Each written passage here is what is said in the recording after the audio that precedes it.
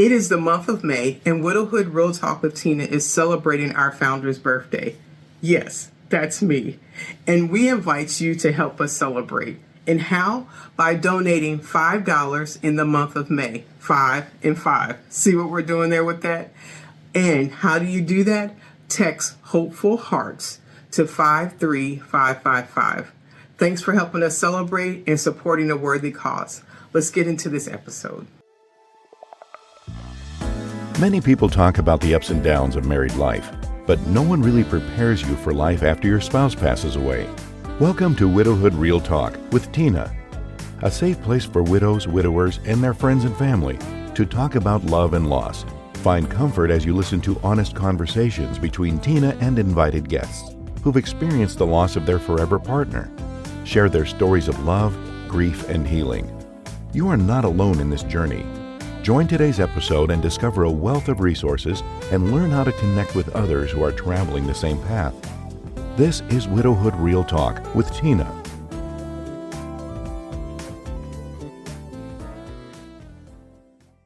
Hello, Widowhood.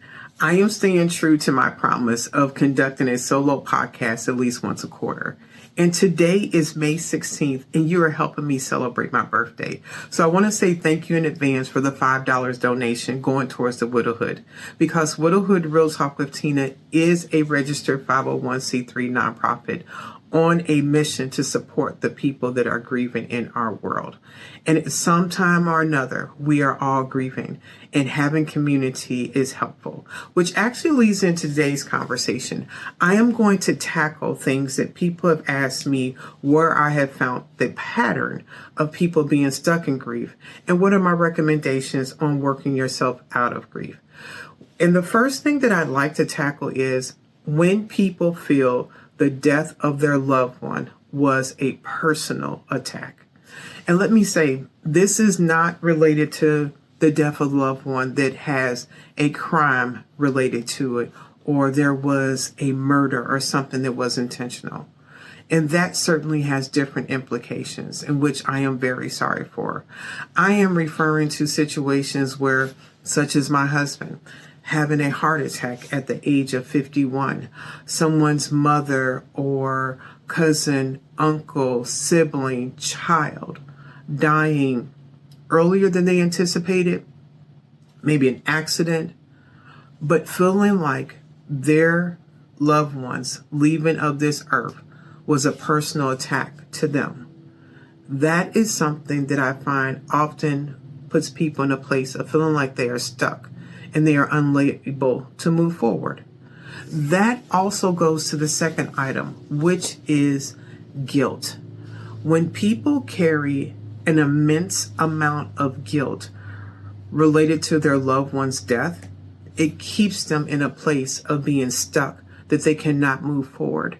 They feel as if they would have only done something different, if they would have stayed home and maybe not went to work, if they would have done CPR better, if they would not have given them that last meal, if they would have forced them to go to the doctor, thinking that there was something they could have done to prevent their loved one from leaving this world. That often leaves people in a place of being stuck. The third thing that I have seen that allows people to be stuck is isolation. It is being totally alone. Now, these three things, you may say they don't relate to me, and that's fine. I am sharing three things that I have found as a pattern overall when dealing with people related to grief. That is, one, the person that feels like the death of their loved one was a personal attack. Maybe they feel like God or a higher power took their loved one from them. The person that wrestles with guilt, feeling as if they could have controlled the situation. And the third person is isolation, where they are alone. They have disassociated from all of society, and they do not want to interact with anyone. They have come to a place where they feel like no one cares. They feel like no one understands their pain or their grief, or they feel like they have just lost themselves in the grief fog. and being around other people will not help them. I want to encourage you to the opposite of that. It may be hard to digest, but I would ask you to entertain 3 other different things to that. 1, death and life is a part of our existence. All of us will transition from this world. And that is the reality. If we are able to come to peace with that reality, it will disassociate the idea that the death of our loved one was a personal attack. And if we're able to find peace with the reality that life and death is part of our existence, it will eliminate us from thinking that the death of our loved one was a personal attack. Now, granted, not a fan of it, won't be happy that it happened. That is not what I'm asking you to consider. But I'm asking you to consider the reality that our loved ones leaving this world is part of the human existence. And if you're able to just take a sliver of that concept, it will eliminate you from feeling like somebody, someone, some power, some being, God made this happen to you. It is part of life. And just as our own existence will end, the ability to now harness the love that we have from our person that is no longer here, harness everything we learned in our relationship with them, harness everything that they were good and the things that we learned that they were not so good, to use that in our existence and living, then we get to honor every person who we have traveled this life journey with, and we get to show up wiser in life than what we were before.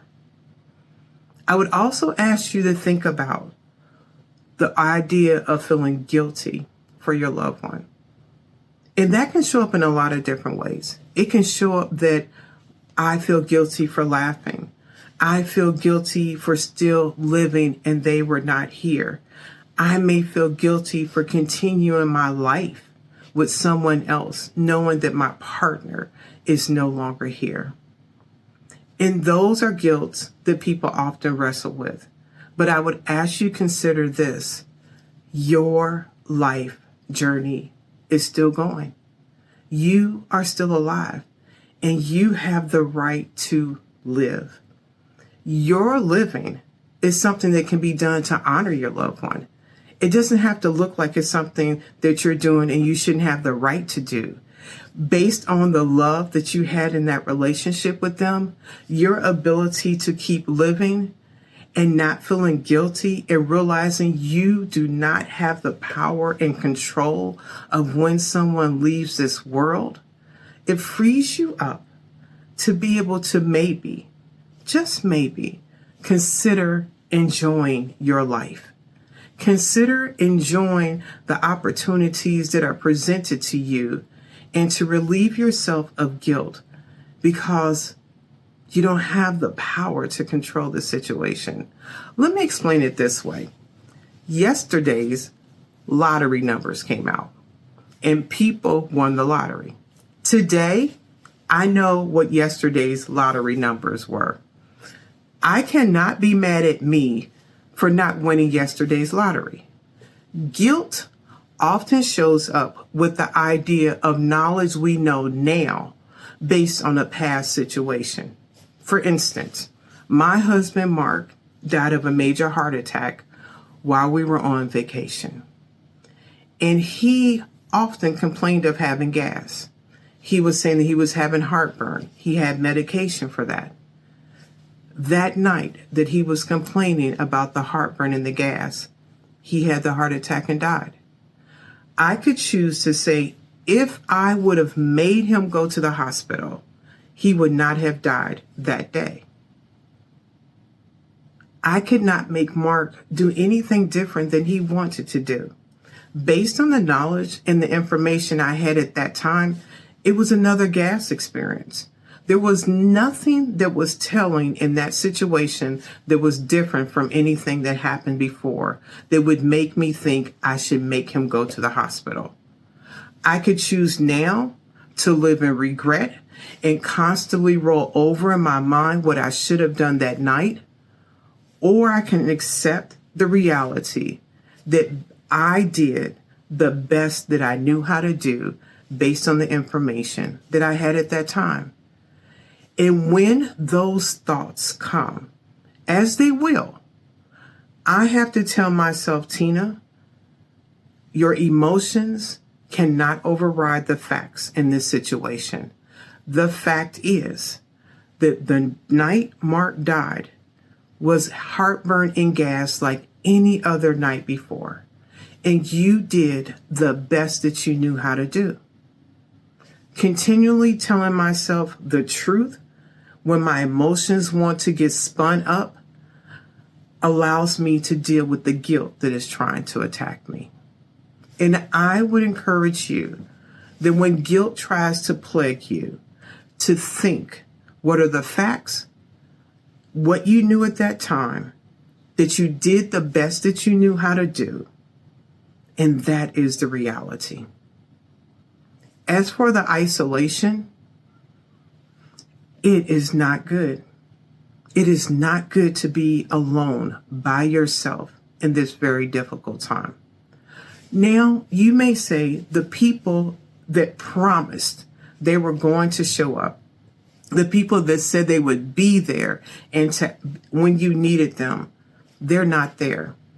Maybe you've reached out to family members. Maybe you've reached out to someone in your family that was a widow and you thought they would understand, or a widower or someone else that lost a family member, and they are not showing up the way that you need. And I ask you to give them grace. I ask you to, one, if it's not someone that has experienced a great loss, that they are in uncharted territory and they may not know how to navigate that path. I can say for myself, before Mark died, I had no concept of what it looked like, of how to sit in a space like this with somebody. That has changed now. But I would encourage you to consider a couple of things. One, reach out to a community that will support you. Reach out to our private Facebook group. Send me an email at widowhoodrealtalk@gmail.com. Allow me to connect you with other widows or widowers or people who are grieving. Maybe connect with people on a private Facebook group. There are several that I can recommend to you depending on your circumstance. Maybe connect with people on different social media platforms and look up widows, widowers, people that have lost loved ones. There are different groups based on age groups, locations, and different things that may allow you to create community. One of the apps that I used was called Meetup.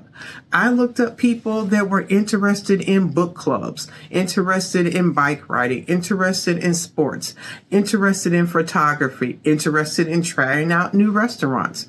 When Mark was no longer here, I struggled with trying to create my own identity and to be able to associate with the world because it looked different to me.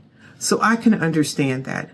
But connecting with other people and creating community empowered me and gave me space to be able to talk, to share, to navigate this world. And connecting with other widows and widowers and people who have lost loved ones allowed me to know that all of the things that I was experiencing is normal in grief. That when I could not get out of the bed for 3 or 4 or 5 days, that there were other people that experienced the same thing. If I was driving down the road and I thought that I saw Mark, that other people experienced the same thing. If other people experienced struggling having the conversation with their children about how they didn't show up in the initial part of their grief, that there were other people that experienced that too. It allowed me to deal with the head chatter and be honest with myself. The other way that I created community was with my mental health professional, to have a therapist. That community on a low key scale was my journal, to be able to express and write how I was feeling. So those are the three things that people often deal with being stuck with in grief. And then those are ways in which I recommend that you can approach that. The other thing that I want to share with you is 3 steps in moving through grief. And I know that there are stages of grief and you can probably list them off, but after you've listed those stages, what are ways in which to manage the grief? And that's what I want to share with you that I have found that have been helpful for me. 1, I needed to access and identify my needs and my emotions. I needed to look at my inner feelings, understanding what I needed, and reflect. If I was in depression, if I was in denial, if I was in a place of anger, no matter what stage I was in, I had to look at Tina and say, Tina, how are you feeling? What is going on with you? And I needed to be honest with myself. And it was hard sometimes because I wanted Mark to be here. I didn't want him to be gone. But I could not do anything unless I was honest with myself. Once I came to the conclusion of how I really felt, oftentimes I would write it down.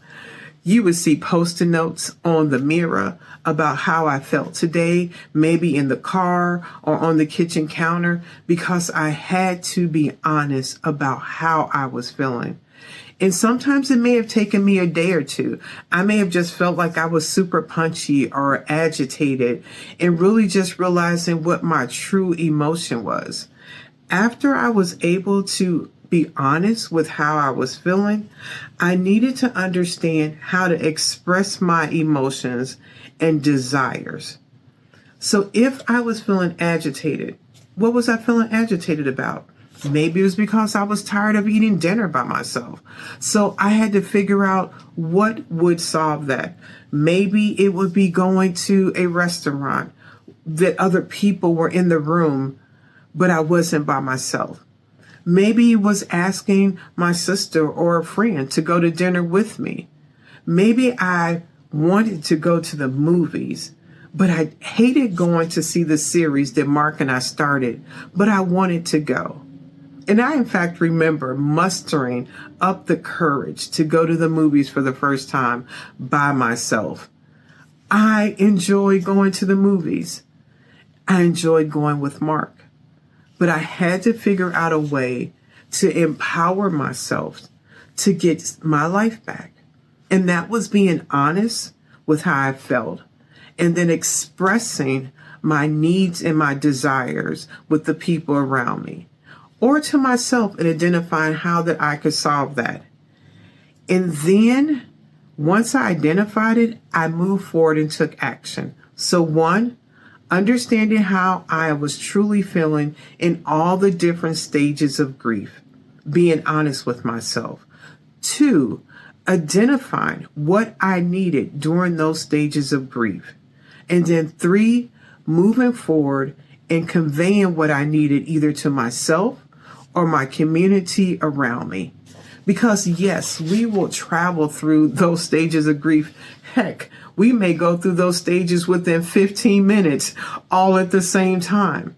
But where do we go from there is often left up to us. Because you'll hear people say every person's grief journey is unique to them. And that is absolutely true. I was talking to a friend of mine that is a widow today, and we were speaking about when our spouses died. Her husband will now be going on 10 years leaving this world, and Mark has been gone for 7. And I remember the first time that she took me out, we went to, I want to say she took me to the spa. And we were talking, and she told me something that changed the way I see grief. She said, Tina, I will never tell you that I know how you feel. Yes, her husband is no longer here. But she told me that the way I feel is unique between me being who I was and who Mark is, that grief that I am feeling is uniquely based on us as individuals in his absence. Yes, she can sympathize. Yes, she can understand, but she will never know exactly how I feel. And I believe that is true when other people are going through grief. I can understand. You may be able to understand, but no one will exactly know how you feel but you. So it is left up to you to communicate how you are feeling. Sometimes that communication to yourself and the honesty. And you get to be angry. You get to be upset. You get to be in denial. Those things are natural feelings. The person that you love is no longer in this world and able to receive your love in the way that you are accustomed to sharing it to them. So don't hold it in. If you need to cry, cry. If you need to scream in the car, scream. Let it out. Because when you hold it in, you don't get to heal the way you need to. You will miss them. And as my girlfriend and I were talking today, and she reached out, she was saying, I know March was the celebration of Mark's leaving this world, and she was apprehensive about texting me. And I told her, I will always remember that Mark left this world in March. I remember that he entered this world in June and he left it in March. There is no amount of life that will change me remembering that. And if someone wants to honor it, then honor it. Join me in celebrating him, because I do not want grief to mute me. I do not want grief to take away my voice. I do not want grief to prevent me from honoring the man that I spent 32 years with and I still love today. So I encourage you to allow grief to not mute you, but empower you to live life and to show up bigger and stronger than you did before. Now, I understand it will take time for you to get there, but please know that you are still writing your life story, and your life is worth honoring. And as you live, there's a part of the person that you love is living within you. I know that as I am alive and continue to live my life, I am honoring my late husband, Mark, with Widowhood Real Talk with Tina. My ability to have this conversation and share this with you is only because my husband died. There is no way I would have the ability, capacity to have this conversation if it wasn't for that. I am not a fan that he died, but I have learned to be at peace with his transition from this world. And in that peace, learning how to use my experience to encourage and help other people to know that you are not alone on this journey, that there are other travelers here with you, and allow me to be a guiding light on this journey, to encourage you, to bring hope, and know that there are other people loving and supporting and caring for you. Thank you for being here with me on my birthday. Thank you for helping me celebrate. Please email me whatever social media platform you're on, or a comment in this podcast, and celebrate and tell me happy birthday, and let me know how you're doing continuing to live. I'll talk to you later. Thank you for spending another episode with Widowhood Real Talk. If you found the contents of today helpful, share the episode to anyone you know who may need it. Subscribe to the show and tune into Widowhood Real Talk each week. Then visit widowhood-realtalkwithtina.org to join the community and access additional resources. Remember, you are not alone in this journey.